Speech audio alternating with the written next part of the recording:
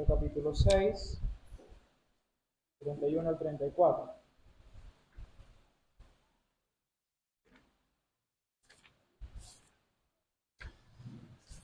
Mateo 6, 31 al 34.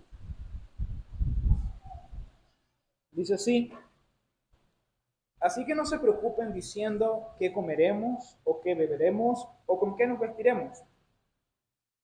Porque los paganos andan tras todas estas cosas y el Padre Celestial sabe que ustedes las necesitan. Más bien busquen primeramente el reino de Dios y su justicia, y todas estas cosas les serán añadidas. Por lo tanto, no se angustien por el mañana, el cual tendrá sus propios afanes. Cada día tiene ya sus problemas. Oramos a Filipenses capítulo 4, versos 6 y 7. Filipenses 4,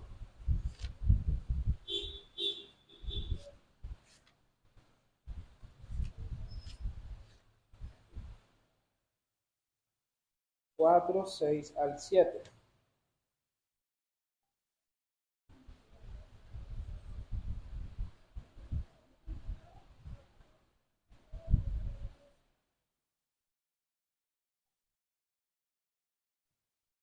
Dice así: no se inquieten por nada, más bien en toda ocasión, con oración y ruego, presenten sus peticiones a Dios y denle gracias. Y la paz que sobrepasa todo entendimiento cuidará sus corazones y sus pensamientos en Cristo Jesús. Ahora el texto que corresponde a la predicación de hoy es Jeremías capítulo 29, verso 10 al 14. Jeremías 29, versos 10 al 14.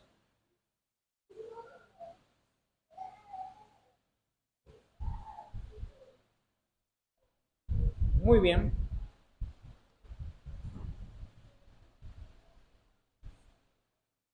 Así dice la palabra de Dios. Así dice el Señor: cuando a Babilonia se le hayan cumplido los 70 años, yo los visitaré y haré honor a mi promesa en favor de ustedes y los haré volver a este lugar. Porque yo sé muy bien los planes que tengo para ustedes, afirma el Señor. Planes de bien, de bienestar y no de calamidad, a fin de darles un futuro y una esperanza. Entonces ustedes me invocarán y vendrán a suplicarme y yo los escucharé. Me buscarán y me encontrarán cuando me busquen de todo corazón. Me dejaré encontrar, afirma el Señor, y los haré volver del cautiverio. Yo los reuniré de todas las naciones y de todos los lugares, a donde los haya dispersado, y los haré volver al lugar del cual los deporté, afirma el Señor. Vamos a orar, hermanos, pero antes de orar, quisiera leer un versículo del Salmo 86 que vino a mi mente ahorita, como modo de instrucción para la oración. Dice el Salmo 86, versículo 11: instrúyeme, Señor, en tu camino para conducirme con fidelidad. Dame integridad de corazón para temer tu nombre. Vamos a orar. Señor, te pedimos que nos instruyas y nos conduzcas, Dios, para temer tus caminos y vivir en integridad.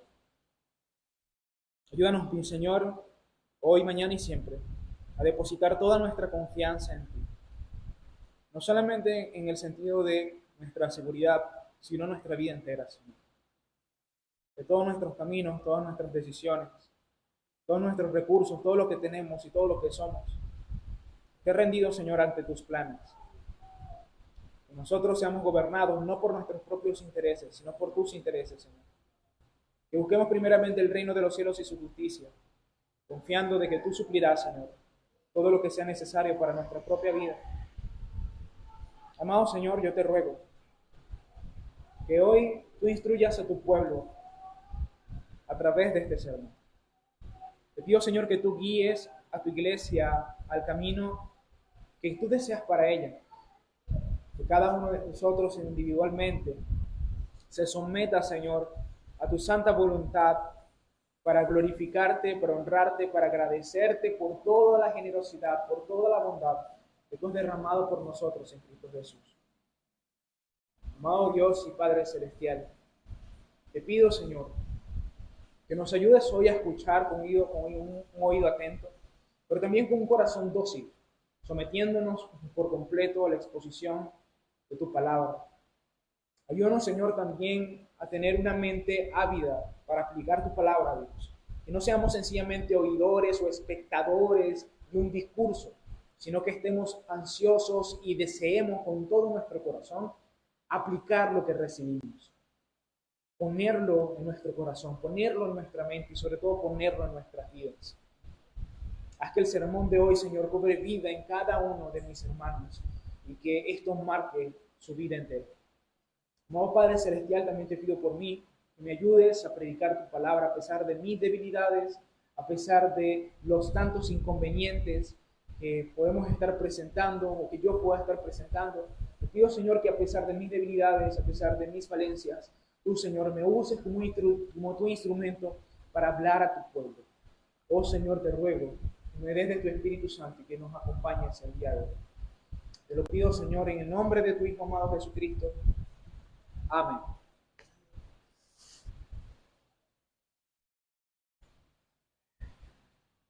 ¿Alguna vez alguien dijo que nosotros debemos pensar en el futuro, puesto que nosotros viviremos en él? Pero si somos sinceros, hermanos, muchas veces el futuro genera un poco de ansiedad, hace que nos hagamos muchas preguntas, ¿no?, sobre qué va a pasar. Y al mismo tiempo muchas de esas cuestiones pues hacen que también nosotros tengamos miedo. O un poco de angustia, ¿no? Y hermanos, nosotros por mucho que queramos creer que nosotros podemos deparar nuestro porvenir, ¿no?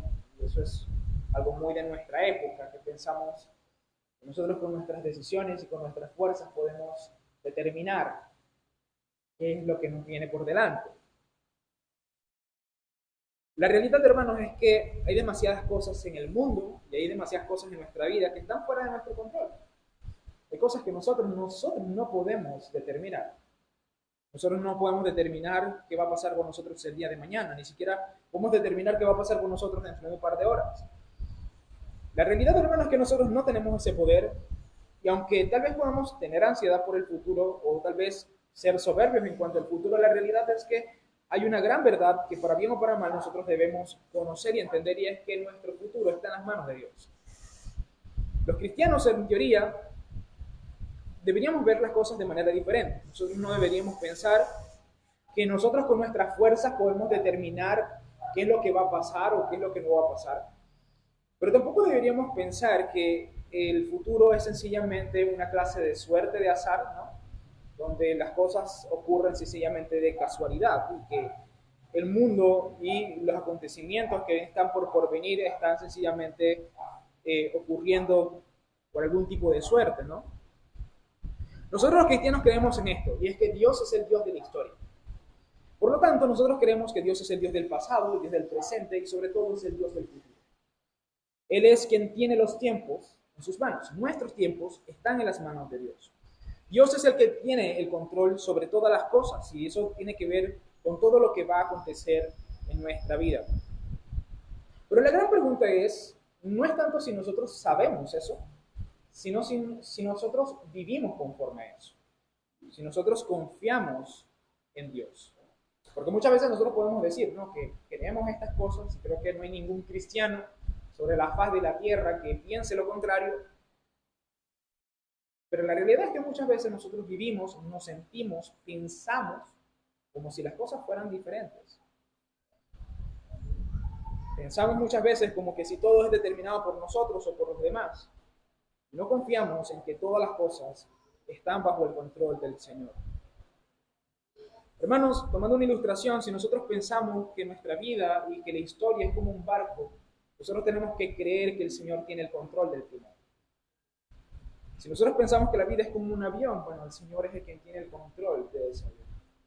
Dios tiene el control de todas las cosas y debemos confiar plenamente en eso.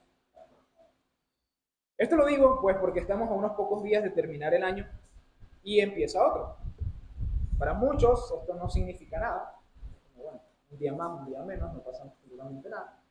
Pero para otros es un tiempo para reflexionar, para planificar, para establecer metas y para hacer muchas cosas. Y nuestra mente muchas veces, yo diría casi que de forma inevitable, se va hacia el futuro, hacia el porvenir.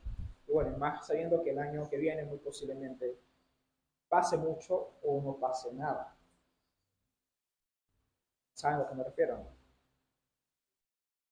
Pero indistintamente, hermanos, de cómo nosotros vemos las cosas, nosotros tenemos que entender que Dios tiene el control sobre nuestro futuro.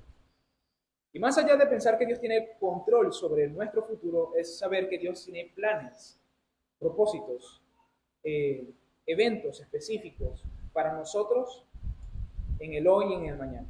Y nosotros debemos vivir conforme a ello. En ese sentido, hermanos, en este sermón yo quiero hablar precisamente de los planes de Dios y nuestro futuro. Pero antes, quisiera que comprendiéramos bien a qué nos estamos refiriendo con los planes de Dios, o que comprendiéramos bien de qué tratan los planes de Dios. Y este es mi primer punto, ¿no? El primer punto es comprendiendo los planes del Señor, o comprendiendo los planes de Dios. Cuando hablamos de los planes de Dios, no solamente hablamos de los planes futuros, sino que también debemos entender que Dios ha venido ejecutando su plan desde antes de que nosotros naciéramos. Y que en nuestra vida como creyentes, incluso como incrédulos en algunas ocasiones, también ha estado ejecutando su plan y su propósito en nuestras vidas. Y esto es algo que nosotros debemos entender. Nosotros tenemos que entender, hermanos, que los tiempos de Dios tienen que ver con todo lo que nosotros hemos vivido. Nosotros tenemos que pensar en este sentido en orden, ¿no? Primero tenemos que pensar en el pasado, luego en el presente, para así luego entender nuestro futuro. Como diría Salomón, todo tiene su tiempo y nosotros tenemos que discernir cuáles han sido los tiempos anteriores y también tenemos que discernir cuál es el tiempo presente. En ese sentido necesitamos entender el plan de Dios no solamente viendo el futuro, sino también viendo el pasado y viendo el presente. Algo parecido, hermanos, sucede con los receptores de esta carta. De hecho, para que usted entienda, Jeremías 29, eso es una carta que Jeremías escribe de parte del Señor. Dios le dice, escribe esto, y esa carta va a los exiliados del pueblo de Israel. El pueblo de Israel en ese momento, específicamente el gobierno del norte, que ya había sido exiliado, estaba en Babilonia, como un pueblo extranjero en una ciudad pagana, y ellos reciben esta carta. Y esto es importante entenderlo porque realmente tiene mucho que ver con los planes de Dios para el pueblo de Israel cuando se habla de esto, ¿no? Ellos estaban exiliados, ellos estaban esperando de que Dios los restaurara de alguna forma y que Dios restaurara a Jerusalén y el templo, específicamente. Podríamos pensar, hermanos, que ellos estaban en una situación bastante adversa. Puede pensar, pues, no sé si alguno ha estado en el exilio, como extranjero en otro país, por ejemplo. Es algo parecido a eso, pero con condiciones mucho más paupérrimas, ¿no? Ellos tenían cierta libertad en Babilonia. Ellos vivían allí en una ciudad, una de las ciudades más grandes de la época. Y estaban en un momento muy diferente a lo que Dios estaba hablando en esta carta. Dios estaba diciendo que Dios los iba a restaurar, de que iba a restaurar el templo, de que iba a restaurar la ciudad. Pero en el momento que ellos reciben esa carta, ¿sí? Ellos no están experimentando nada de eso. No están experimentando ni restauración, ni reconciliación, ni nada de esas cosas. Ellos estaban en un pueblo extranjero. Muchos de ellos eran rechazados, muchos de ellos no tenían derechos en sus ciudades. Y ellos tenían que recibir esta carta. Y en ese momento, cuando ellos reciben esta carta, ellos tenían que reflexionar sobre lo que había pasado. Y particularmente, hermanos, su condición presente tenía mucho que ver con su condición pasada. Lo que había sucedido con el pueblo de Israel en este tiempo es que ellos habían desoído la voz de Dios en muchas ocasiones. Ellos se inclinaron a la idolatría, ellos se inclinaron al pecado, ellos desoyeron la voz de Dios por medio de los profetas, por medio de diferentes medios, por medio de su ley, por medio de su palabra. Y ellos se empecinaron una y otra vez en pecar. El Señor ya llegó un momento que les dio una advertencia mucho más fuerte y le dijo, si no se arrepienten, vendrá un pueblo extranjero y los llevará fuera. ¿Sí? Básicamente Dios le estaba diciendo que lo que había ocurrido en Egipto iba a repetirse nuevamente. De hecho, es básicamente muy parecido, pero mucho peor. ¿Por qué? Porque en este caso hubo sangre. En el caso de Egipto, no hubo sangre. Fue básicamente algo muy pacífico. Pero en esta ocasión, una conquista. Personas despiadadas llegaron a sus ciudades, llegaron a sus tierras, con espadas, con armas, con caballos, a matar, literalmente. Y ellos tenían que entender esto, ellos tenían que comprender lo que había sucedido con ellos. Ellos habían sido juzgados por Dios, Dios los había disciplinado, ellos tenían que comprender que sus pecados habían traído esta presente situación. Ellos tenían que entender bien, hermanos, que ellos vivían como exiliados en una tierra pagana. Muchos de sus familiares habían muerto, muchos de ellos estaban traumados por toda esa experiencia de guerra. Todo eso que había sucedido, ellos tenían que entender que tenía una razón y un propósito. La razón era porque ellos habían sido tercos y pecadores. Y esto es importante, hermanos, que nosotros lo comprendamos. ¿Por qué? Porque la realidad, hermanos, es que si nosotros no entendemos nuestro pasado, no vamos a poder entender nuestro presente, y mucho menos vamos a poder entender nuestro futuro. ¿Sí? Y esto es algo que a mí particularmente hoy y esta semana ha sido para mí motivo de reflexión. ¿Por qué? Bueno, porque tengo que reflexionar en todo lo que ha sucedido este año, que para mí este año ha sido un año de mucha bendición. Como iglesia hemos crecido mucho, ha sido un año muy favorable de parte de Dios. Sin embargo, no me puedo confiar en eso. Tengo que reflexionar en cuántas cosas hemos fallado. Tengo que reflexionar en cuántas cosas he fallado como pastor, como padre, como trabajador. Y entender que muchas de las cosas que tal vez estoy padeciendo hoy es a causa de mi pecado. Cosas que las cuales estoy sufriendo o aún cosas que no están totalmente resueltas en mi vida son a causa de mi pecado, son causa de mi negligencia, son causa de mi maldad. Y esto es algo, hermanos, que el pueblo de Israel tenía que hacer. El pueblo de Israel en Babilonia tenía que reflexionar acerca de su pasado para poder entender su presente. Ellos tenían que comprender la razón por la cual ellos estaban no en Canaán, sino en Babilonia. Porque ellos no podían hablar hebreo con toda la libertad del mundo, sino que tenían que hablar acadi, otro idioma completamente diferente. Ellos tenían que estar allí reflexionando y considerando que la razón por la cual estaban en esa condición era a causa de su pecado. Y esto, hermanos, es algo que nosotros también tenemos que aprender a hacer. Y yo creo, y esta es una exhortación que sí les voy a dar, hermanos, que antes de usted ponerse a tener planes, propósitos, agendas y todas esas cosas, que tome un tiempo verdaderamente para reflexionar lo que ha sucedido este año, incluso el año pasado. Para que usted entienda cuántas cosas Dios realmente está demandando que se cambien. Cuántas cosas ha fallado. Como padre, como madre, como esposo, como esposa, como miembro de la iglesia, como trabajador. ¿Cuántas cosas realmente nosotros hemos fallado y no estamos en una mejor condición precisamente porque estamos en malas condiciones? Ahora, esto, hermanos, lo digo no solamente para que nosotros reflexionemos en este tiempo, sino para que también entendamos que los planes de Dios tienen un orden. Cuando Dios ejecuta el juicio, Él establece un tiempo específico. Y en este caso, el pueblo de Israel fue conquistado por los babilonios y el Señor estableció 70 años para restaurarlos. Y en este caso, me parece muy curioso esto, porque en ocasiones, hermanos, la restauración de parte de Dios es condicional a su pueblo. ¿Qué quiere decir con esto? Bueno, Dios les dice, si ustedes me buscan, por ejemplo, la famosa promesa del templo de Salomón, por ejemplo, ¿sí? Si ustedes vienen al templo y oran y me buscan, yo restauraré su tierra. Pero ya no había templo.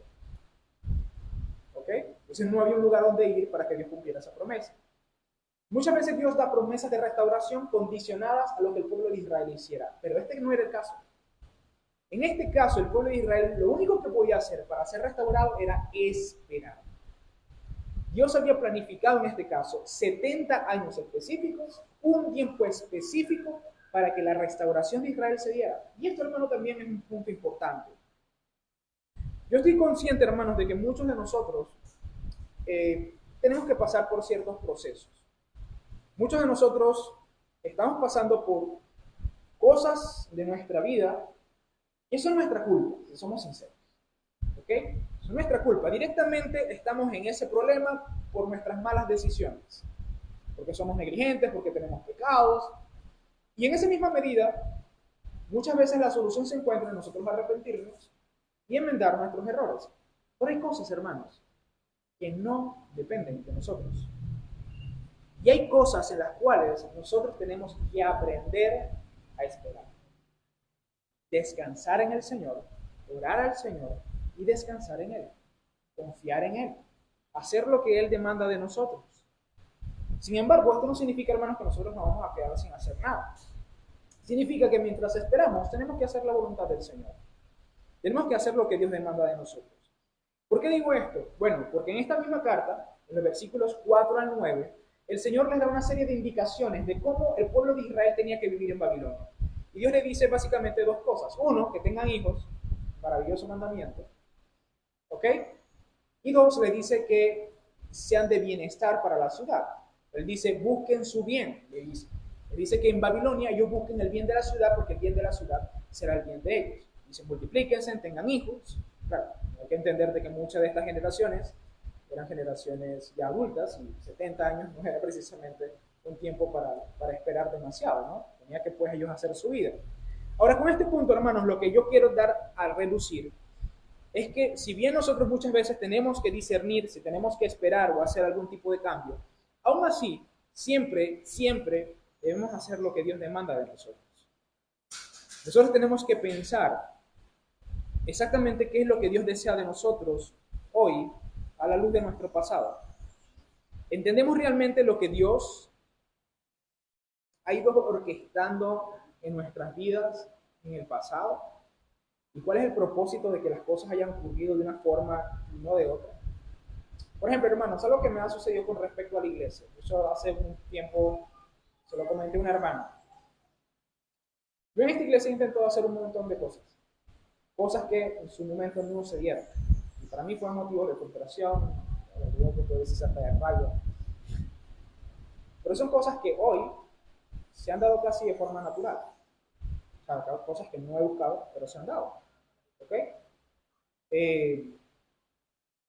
Y eso me ha hecho reflexionar que las cosas realmente no son como yo quiera, si bien sigo pensando que uno debe esforzarse y procurar empujar las cosas lo más que se pueda. Al mismo tiempo me he dado cuenta de que las cosas no son en mi tiempo, sino en el tiempo que Dios determina para que ocurran las cosas. ¿Sí? A veces uno quiere hacer algo y quiere hacer algo y quiere hacer algo y no se da.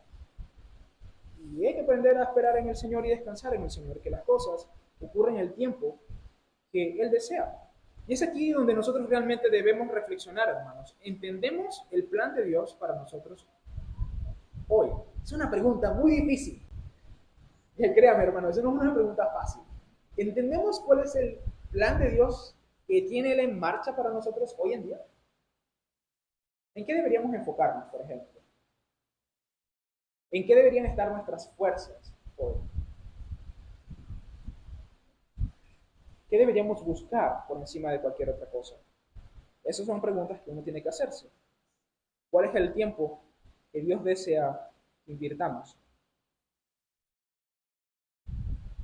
Pero sea cual sea el plan de Dios, hermanos, para nosotros, somos llamados a confiar en esos planes y adecuar nuestras vidas a eso. Y este es mi segundo punto, confiando en los planes de Dios. El pueblo de Israel, hermanos, en medio de los planes presentes de Dios, debían practicar la confianza en Él. Ellos debían esperar y vivir conforme a lo que Dios mismo les había dicho, a lo que Dios mismo les había prometido. Pero sobre todo, debían confiar en la promesa que Dios les estaba comunicando a través de Jeremías. Dios les había dicho dos cosas esencialmente y ellos tenían que depositar su confianza en esas dos cosas. Dios básicamente les promete restauración espiritual y restauración general. Vamos a ver de qué trata cada uno. Cuanto a la restauración espiritual, nosotros debemos entender primero que nada, hermanos, que este punto, esta promesa, este propósito es la prioridad de Dios. Y esto es demasiado importante, hermanos. ¿Ok? Esto es demasiado importante. De hecho, la restauración espiritual en este texto es explícita en todo su sentido y la restauración general es implícita. Es decir, que básicamente uno podría incluso decir que Dios no se interesa mucho en hablarnos de la segunda, aunque sí, pero nos enfoca o nos dice principalmente la restauración espiritual. Y el Señor les dice que Él tiene planes. Y por eso es de aquí el tema del sermón, los planes de Dios o confiando en los planes de Dios. Él tiene planes. La palabra que se utiliza aquí en hebreo significa yo estoy planeando planes. Es básicamente un énfasis.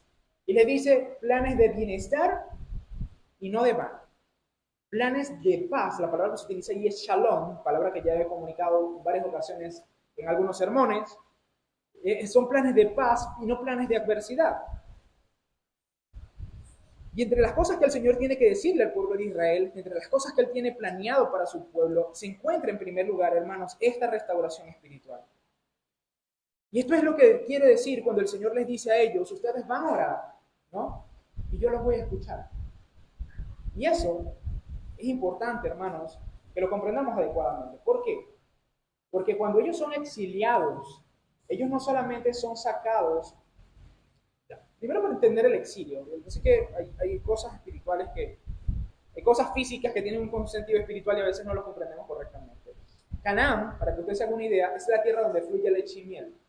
Pero sobre todo es el lugar donde Dios cumple la promesa de ustedes serán mi pueblo y yo seré su Dios. ¿Sí?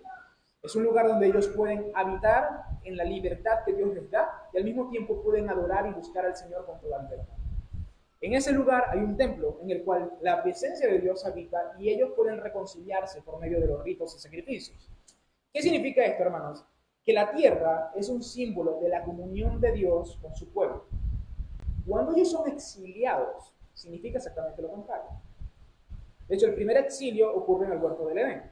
Dios saca a la primera pareja del huerto del Edén, los exilia del huerto del Edén. Básicamente es lo mismo, ¿no? Es exactamente lo mismo. Cuando Dios les dice que Él los va a escuchar, básicamente les está diciendo, yo voy a restaurar el templo. Pero no el templo sencillamente como un objeto de piedras y un lugar donde el pueblo de Dios podía reunirse para adorar, sino un lugar donde Dios se encuentra con su pueblo, donde ellos oran al Señor y Dios escucha la oración de ellos. Entonces el Señor les estaba prometiendo de una forma física la restauración del templo, pero por otro lado les estaba prometiendo de que Dios iba a restaurar la relación personal que existía entre Él y su pueblo. Y en este caso, hermanos, no era una relación personal meramente superficial. De hecho, Él dice, ustedes me buscarán de todo corazón y me encontrarán. Hermanos, qué hermoso es eso. Dios entre sus planes para el pueblo de Israel, después de esos 70 años de cautiverio, lo primero que enfatiza y el primer plan que pone en la lista es reconciliarse con su pueblo, de que su pueblo verdaderamente pueda acercarse a Él, de que su pueblo pueda poner su corazón para buscarlo. Y no solamente eso, sino que Él se deje encontrar con su pueblo. Porque incluso el mismo Señor dice que ya no oren a Él, porque Él no los iba a escuchar. Pero ahora Dios me dice, búsquenme y me encontrarán.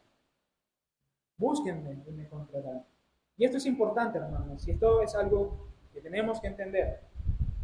Entre los muchos planes que Dios tiene para nosotros, en la lista que Él pueda tener, los primeros tienen que ver con nuestra relación personal con Él. Tiene que ver con una vida de oración más cercana. Tiene que ver con una vida de obediencia más fuerte en cuanto a la palabra de Dios. Tiene que ver con un culto familiar mucho más vigoroso. Tiene que ver, hermanos, con conocerlo más de cerca. ¿Por qué? Porque esa es la prioridad de Dios, hermanos. De hecho, ¿sabe una cosa? Esto se cumple. Esta profecía se cumple. ¿Saben dónde? Esdras y Nehemías.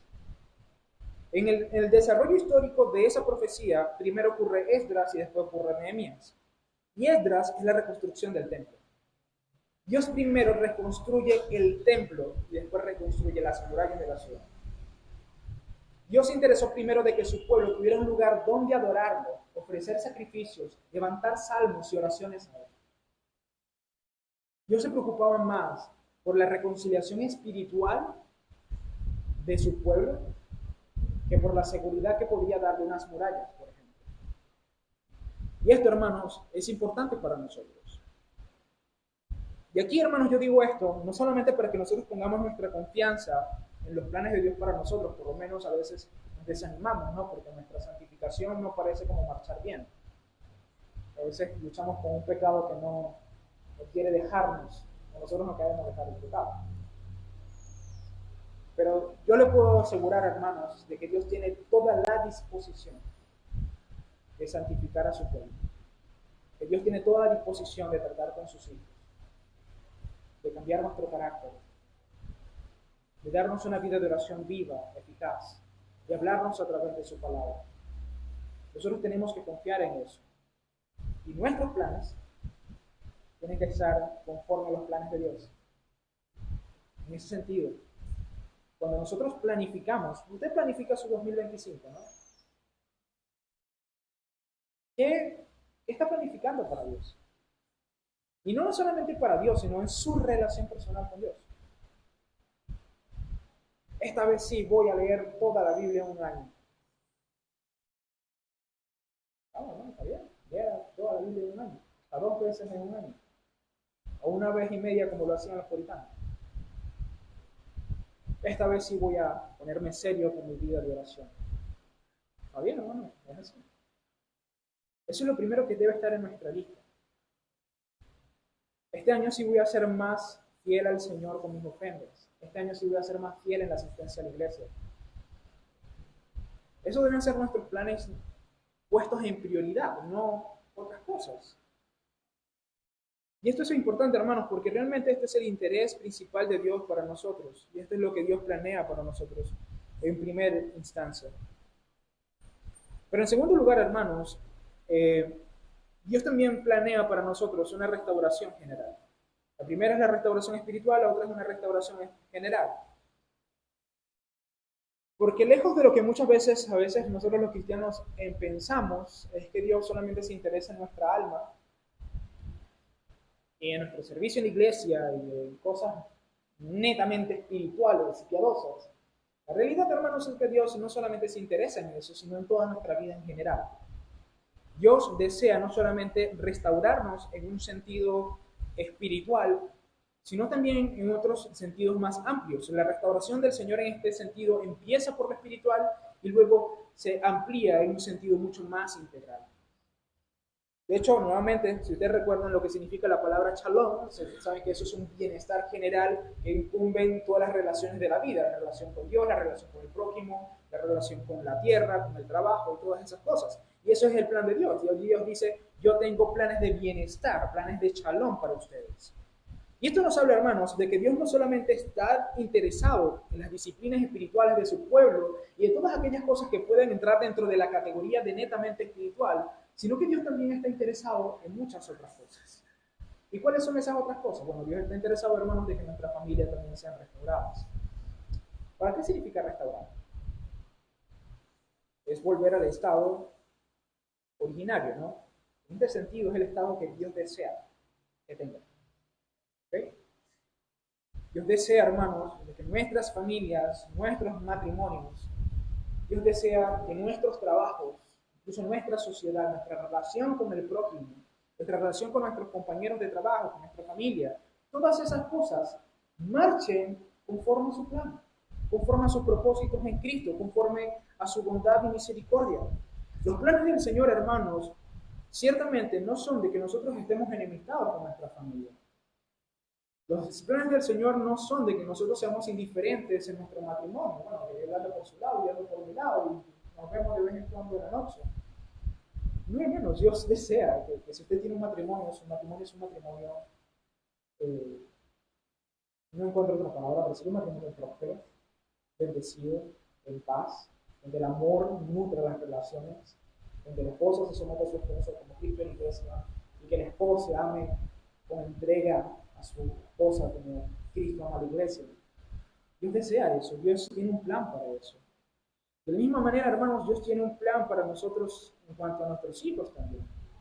Dios no solamente desea, hermanos, que nosotros tengamos hijos que estén vivos, sino que sean instruidos en el camino del Señor, que amen al Señor, que sirvan al Señor, que obedezcan al Señor, que escuchen su palabra y sean instruidos en su palabra. Y sea como sea, hermanos, nosotros debemos confiar en que los planes de Dios para nosotros son de bien y no de mal. Y aquí es donde nosotros tenemos que aprender a descansar en la forma como Dios decide ejecutar su plan. Porque, por ejemplo, podemos pensar en Job, ¿no? Job, cuando fue afligido hasta lo sumo, él podía pensar, Dios tiene planes para mí de bien, no de mal, de bienestar, sino de adversidad. Hermano, la realidad es que la Escritura dice que todas las cosas nos ayudan para bien. Y en esa lista se incluyen aflicciones, enfermedades, dificultades, obstáculos, pero son para nuestro bien al final. Nosotros tenemos que aprender a confiar en que aunque las cosas parezcan marchar de una manera dolorosa e incómoda, porque realmente es así, nuestra vida gran parte es dolor y sufrimiento, todas esas cosas son para nuestro bien. Y tenemos que confiar en el Señor de que todas las cosas son para nuestro bien. Y es aquí donde yo siempre me hago la pregunta, es, ¿cuál es el bien que Dios está tratando de producir en mí a través de esto que yo estoy viviendo, de esto que yo estoy experimentando, de este sufrimiento que estoy pasando? Bueno, hay pruebas en mi propia vida que les puedo asegurar que han moldeado mi carácter como ninguna otra cosa en mi vida. Hay cosas que han pasado en mi vida que sencillamente yo pensaba que yo confiaba en el Señor hasta que llegó esa prueba y me di cuenta que yo no confiaba en el Señor. Confiaba más en mis fuerzas, en mi capacidad de resolver las cosas, no sé, el dinero, cualquier cosa. Pero todas esas cosas son para nuestro bien. Dios muchas veces obra todas esas cosas con el fin de poder darnos una esperanza y un futuro, para poder restaurarnos como Él desea que nosotros seamos restaurados. Ahora bien, hermanos, en vista que entendemos estos planes, debemos vivir conforme a ellos. Debemos reflexionar en el pasado, debemos entender el presente y confiar en los planes de Dios para el futuro y vivir en conformidad a ellos. Y esta es la parte más práctica de este sermón. Aunque básicamente ya habla de algunos aspectos prácticos, el tercer punto tiene que ver con viviendo conforme a los planes de Dios. Y esto, hermanos, es necesario porque es probable que Dios tenga planes para nuestra vida y nosotros tengamos unos planes completamente diferentes. Y de hecho es muy triste, hermano, ver eso. Es muy triste ver que Dios quiere hacer una cosa y uno quiere hacer otra. Entonces es un choque continuamente. Y, hermano, se lo aseguro, si usted vive así, va a sufrir. ¿Ok? Nosotros tenemos que adecuarnos al plan de Dios. Por eso la importancia de discernir las cosas. Y esto no solamente lo digo por experiencia, sino que también es algo que ocurrió en la restauración de Israel. Muchas personas que recibieron esta carta, cuando se cumplía el tiempo, en vez de ir a Jerusalén a ayudar a la reconstrucción del templo y a la reconstrucción de las murallas, se quedaron en Babilonia. O sea, Dios tenía el plan de traer a su pueblo para que habitase nuevamente Israel, pero muchos sencillamente se quedaron en la ciudad extranjera como exiliados, básicamente se autoexiliaron. ¿Por qué? Bueno, porque muchos de ellos ya habían logrado tener negocios, muchos se arraigaron tanto que ya tenían familia allí, entonces volver a Israel era para ellos una cosa un poco difícil, ¿no? Pero eso no era el propósito de Dios. El propósito de Dios no era que su pueblo fuese restaurado, porque algunos se quedaran en Babilonia y otros regresaran. Y en este caso, hermanos, nosotros tenemos que aprender a vivir conforme al plan de Dios. Lo primero que debemos aprender es a vivir conforme a lo que hemos aprendido. Y esto es importante. ¿Por qué? Porque ¿cuál era la gran lección que Dios les estaba dando al pueblo de Israel en estos 70 años de exilio? ¿Cuál era el mensaje de esos 70 años de exilio? El mensaje era claro. El pecado tiene sus consecuencias. Si el pueblo de Israel abandona a su Dios, Dios abandona a su pueblo. Dios exilia a su pueblo. Dios expulsa a su pueblo. Y esto es importante, hermanos. ¿Por qué? Porque, bueno, nosotros tenemos que aprender de las cosas que nos ocurren. Nosotros tenemos que aprender de haber vivido en pecado, de haber sido tercos, de haber sido necios, de las consecuencias de nuestros actos. Nosotros tenemos que vivir conforme a lo que hemos aprendido. Y, hermanos, lastimosamente nosotros somos muy tercos, igual como fue el pueblo de Israel. ¿Y saben una cosa? El pueblo de Israel, hermanos, vivió 70 años en exilio. Exiliados en Babilonia. Dios los restaura por medio de Esdras y Nehemías. Luego, en el libro de Malaquías, usted se da cuenta de que Dios vuelve nuevamente a exhortar y reprender muy severamente al pueblo de Israel por sus pecados. ¿Por qué? Porque a pesar de que Dios los había restaurado, les había devuelto un templo y un lugar donde habitar, ellos volvían una y otra vez a pecar. Y hermanos, lastimosamente, muchas veces nosotros sabemos lo que quiere decir todo esto que ha pasado, sabemos lo que las consecuencias de nuestro pecado, sabemos lo que estamos haciendo está mal y que eso trae consecuencias sobre nuestras vidas, y aún así insistimos en hacer lo mismo y pecar en contra del Señor. Y hermanos, así no es como Dios desea que vivamos. Hermanos, si tú has sufrido por tus pecados, es para que no vuelvas al pecado. Si tú has sufrido por tu necedad, por tu falta de carácter, por cualquier cosa que hayas experimentado, hermano, si tú estás experimentando o has experimentado el sufrimiento, no es para que repitas nuevamente el mismo pecado y caigas nuevamente en la misma cosa.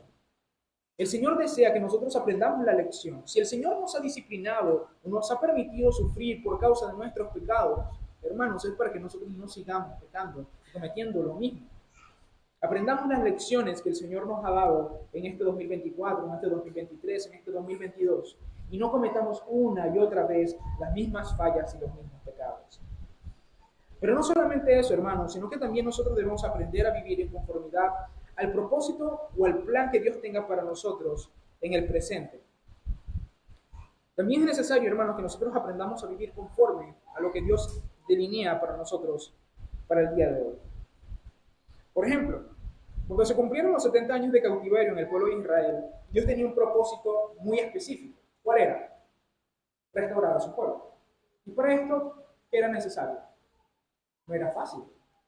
No era nada fácil, hermanos. Construir un templo, como lo era el templo de Jerusalén, era una tarea difícil, muy difícil. Y solo reconstruir las murallas de Jerusalén fue mucho más difícil. ¿Por qué? Porque había enemigos que no querían que eso ocurriera. Y entonces el pueblo de Israel tenía una pala en una mano y una espada en la otra. Y cada uno tenía que defender el frente de su casa. O sea, la parte de la muralla que le tocaba a cada uno quedaba al frente de su casa, de forma que no tenía excusa. Básicamente tenía que dedicarse a trabajar. Entonces, ¿cuál era el propósito del Señor cuando Él restauró al pueblo de Israel? ¿Cuál era el propósito del Señor cuando se cumplieron los 70 años? Pueblo mío, trabaja. Tenían que trabajar. Ellos tenían que trabajar, tenían que esforzarse, tenían que ser diligentes. No podían ponerse a llorar diciendo, pobrecito de nosotros, que no tenemos nación, no tenemos murallas, no tenemos templo, ay, pobrecito de nosotros. No, tenían que ponerse en las manos a la obra. Había un tiempo donde ellos tenían que esperar, como era cuando estaban en cautiverio, pero ahora había un tiempo donde ellos tenían que esforzarse y dedicarse a hacer lo que Dios les estaba diciendo que hicieran, y tenían que hacerlo con toda diligencia. Y aquí nuevamente, hermanos, nosotros también tenemos que hacer aquello que Dios nos llama, y hacerlo con toda diligencia. Yo no le puedo decir específicamente cuál es el propósito o el tiempo en el cual usted se encuentra como cristiano, como familia. Pero por ejemplo, hermanos, yo sí les puedo decir en qué tiempo nosotros nos encontramos como iglesia. ¿Sí? Básicamente la iglesia hoy en día está siendo renovada en muchos aspectos porque básicamente más de la mitad de las membresías son nuevas. Implica que hay que hacer una organización, hay que volver a estructurar muchas cosas. Y para esto se necesita trabajo, se necesita compromiso, se necesita vivir fielmente sirviendo al Señor. Ahora, muy particularmente en su propia vida, puede ser que este sea un tiempo, hermanos, para que usted se dedique a buscar al Señor con mucho más fuerza. Puede ser un tiempo donde usted necesite verdaderamente dedicarse a buscar al Señor con ayuno, con oración, leyendo su palabra, enriqueciéndose personalmente de las bendiciones espirituales. O puede ser un tiempo donde usted tiene que dedicarle más tiempo a su esposa,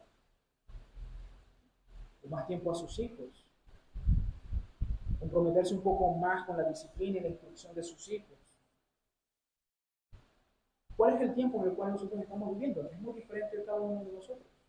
Va a depender del pasado que hayamos tenido, va a depender del presente en el cual nos encontremos, va a depender también de lo que Dios nos muestre para nosotros en el futuro. Pero sea lo que sea que el Señor te esté llamando a hacer, hermano, tienes que hacerlo con toda seriedad, con toda diligencia. Hay cosas que son muy particulares Pero hay otras cosas que son muy claras en la Biblia, que son muy, muy claras en la Biblia. Y esas cosas tienes que hacerlas. ¿Ok? Por ejemplo, varones, usted tiene que sustentar su casa. Eso lo dice la Escritura claramente.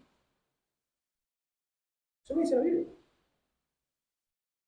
Tienen que encargarse de gobernar bien su casa. Tienen que encargarse de eso, poner su casa en orden.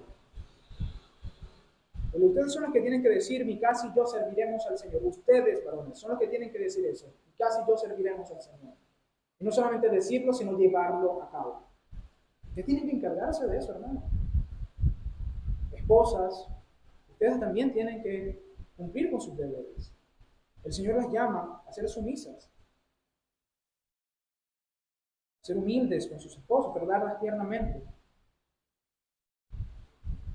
Claro, nos llamamos un montón de cosas que no voy a hablar ahorita porque sería exponer todo por el 31. Pero son cosas que usted tiene que considerar igual.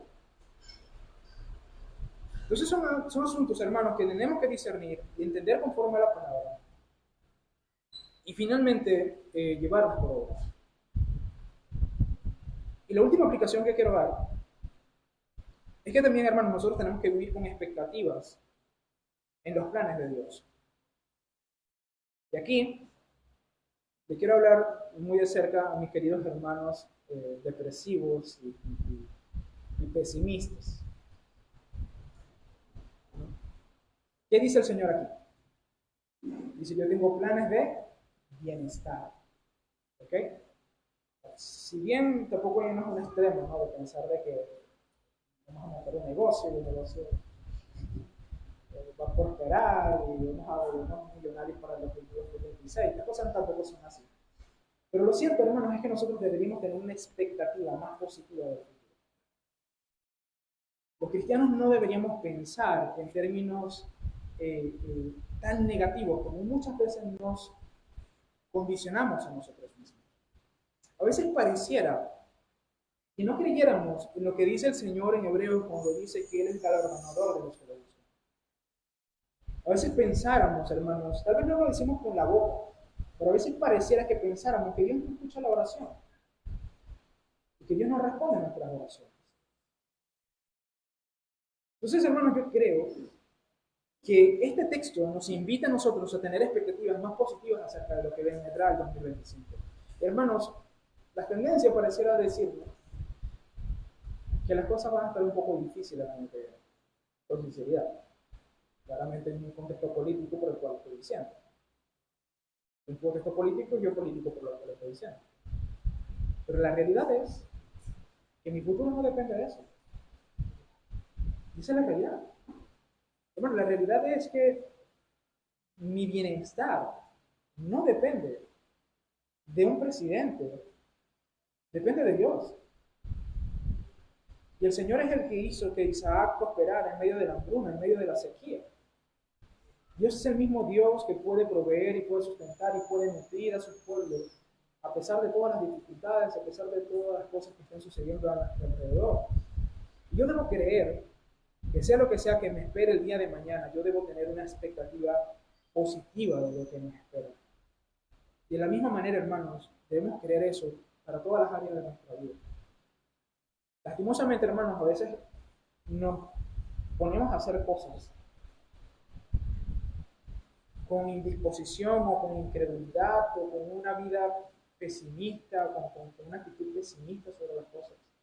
No, voy a ir a hablar con esta persona, no, pero lo más seguro que me diga que no.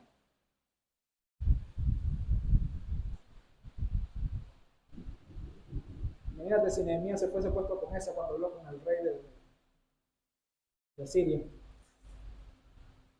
Entonces, Israel no se restaura en el pueblo, tuvieran esas murallas tiradas ahí al piso. El propósito de Dios está por encima de los hombres. Entonces tenemos que aprender a ver las cosas con una expectativa mucho más positiva. Dicho esto, hermanos, básicamente esto es lo que quiero comunicar con ustedes. Y para concluir, hermanos, nunca olvidemos que quien tiene nuestros tiempos en sus manos, quien planea nuestras vidas, no es otro que el Señor Jesucristo. Y esto debe darme una mayor confianza. Porque pensemos un momento en Él, ¿no? Pensemos en nuestro Señor, quien es el que tiene la agenda de nuestra vida en sus manos. ¿Quién es Él?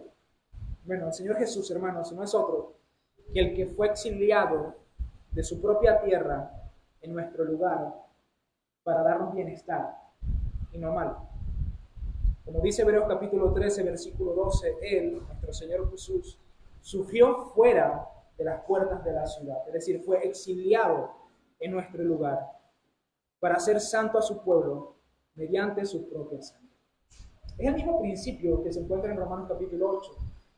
En Romanos capítulo 8 nos dice, si el Señor entregó a su Hijo por nosotros, ¿cómo no nos dará conjuntamente con Él todas las cosas? De la misma manera, hermanos, si quien tiene los planes en sus manos es el mismo que murió por mí, si quien tiene mi futuro en sus manos es el mismo que entregó su vida por amor a mí, ¿cómo yo puedo desconfiar de Él? ¿Cómo yo puedo ver el futuro de una manera pesimista? ¿Cómo puedo yo resistirme a los planes de ese Dios que me ha amado tanto? Hermanos, el Evangelio nos llama a nosotros no solamente a confiar en el sacrificio de Cristo, sino en el hecho de que ahora toda mi vida está en sus manos. El Catecismo de Heidelberg, una de nuestras confesiones, lo dice de una forma muy hermosa. Ni siquiera un solo cabello de nuestra cabeza puede caer al suelo sin el control de la mano paterna de mi amado Dios. No me pertenezco a mí mismo, sino a mi fiel Salvador Jesucristo. Entonces, esto, hermanos, debe darnos confianza. Confianza en que Él cuida y guarda de nosotros, que podemos esperar un futuro bueno para nosotros. Vamos a orar. Amado Señor y Padre Celestial, gracias te doy por tu gracia y bondad y misericordia. Gracias te doy, Señor, porque tú te entregaste por mí, por mi iglesia, por mis hermanos, por cada uno de nosotros, para darnos salvación, para darnos un futuro y una esperanza. Porque es por medio de tu sacrificio, Señor, que nosotros podemos esperar un futuro de tu parte, sabiendo, Señor, que tú vendrás y nos darás cielo y tierra nueva, donde tú jugarás nuestras lágrimas, Señor. Y más nunca conoceremos la tristeza. Señor, gracias por tu sacrificio, gracias por tu amor. Ayúdanos a descansar en eso, a creer en eso y poner nuestras vidas en disposición de ti. Amado Señor y Salvador, te ruego, Padre Celestial, que nosotros podamos someter nuestro corazón, nuestras mentes, nuestros planes, a tus propios planes, a tu propósito para nosotros, a tu voluntad para nosotros, a lo que tú deseas hacer en nosotros. Yo te ruego, Señor, que tu iglesia, cada uno de nosotros, nos sometamos, Señor, a tu santa y perfecta voluntad, y que no resistamos, Señor, a lo que tú deseas hacer entre nosotros, sino que en todo tiempo nos dispongamos a obedecerte, alabarte y glorificarte. Te pido, Padre, que nos des discernimiento, que nos ayudes a reflexionar en lo que ha sucedido en nuestra vida en el pasado, que nos ayudes a entender lo que está sucediendo en el presente, y lo que tú deseas que nosotros hagamos en el futuro. Ayúdanos a confiar plenamente en ti, a descansar y a esperar en tu gran bondad. Pero al mismo tiempo, Señor, cuando discernamos tu voluntad, cuando nosotros entendamos lo que tú quieres que nosotros hagamos, ayúdanos a ser diligentes, así como tu pueblo en el exilio, así como tu pueblo en la restauración. Ayúdanos a ser diligentes en hacer aquello que tú nos encargas. Te lo pedimos, Señor, en el nombre de Jesús, nuestro Señor y Salvador. Amén.